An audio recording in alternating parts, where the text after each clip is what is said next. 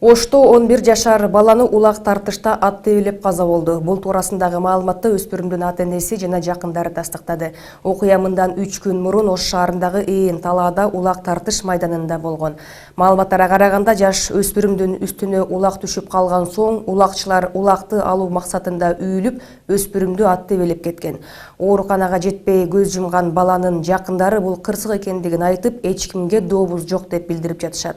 Бул туурасында кененирээк кийинки материалда сөз болот.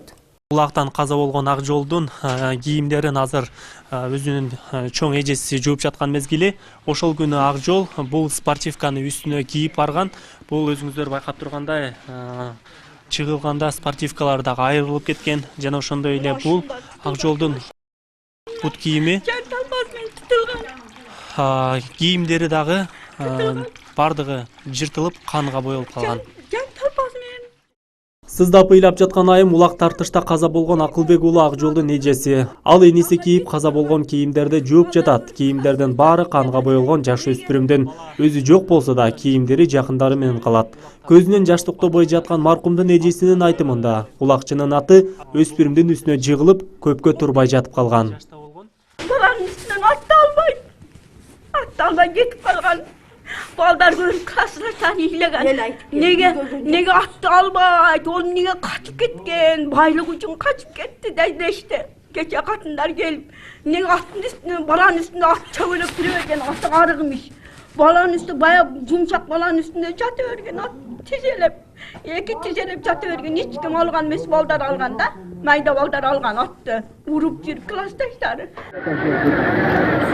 Окуя Ош шаарынын Жапалак айыл аймагында 23 январда болгон. Анда жергиликтүү тургундар улак оюндарын оюштурган. Айылдын көпчүлүк тургундары улакка барышкан. Чоңдордун оюндарын көрүүгө жаш өспүрүмдөр да келип, кокустук болгон.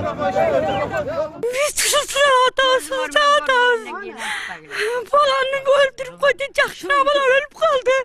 Айтай бала өлүп калды, айтай бала өлүп калды. Биз азабын тартып атабыз, бизге билинбейт, апам аям жок кылып атат.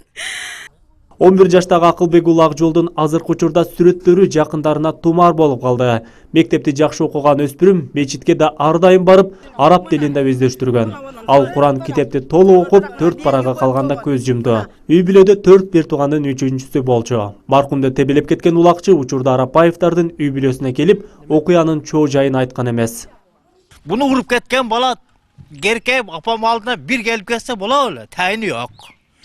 Биздин мына органдар не кылып жүрөт, ошо окшонду караштырып койсо болот. Сен не кылдың, не качып кетесиң деп койсо болобу? Мачитте китепти окуп бүтүп калган экен, бул баланын немесин талкалап таштады. Үкөм. Ол бала бутайы мына жерге басам келбептир, мына жер ушу күндөн бери. Карагыла ошо окшогонду тыйгыла бизге. Бу айдай баланы боздотуп койду мына. Үй ичибиз менен бәркыбызды сыздатып атат үкөм. Ошого эң кичине үкөм ушунун баласы. Улакта тебелениде калган өспүрүмдүн ата-энесинин абалы оор. Уулун жоготуп, сөз айтууга чамасы келбеди. Ал эми маркумдун чоң энеси улакчыны милицияга бербей тургандыгын айтып, доокүнө койбостугун билдирди. Ушундай фалакат болуп калды деп койсо болот. О биз кайрдабабыз жок, баламын кунун төлөтпөйбүз айнын айын. Болор иш болду. Şu тол келе бир келип эле, Şunday oldu, felakat oldu, men atım şunday olup kaldı.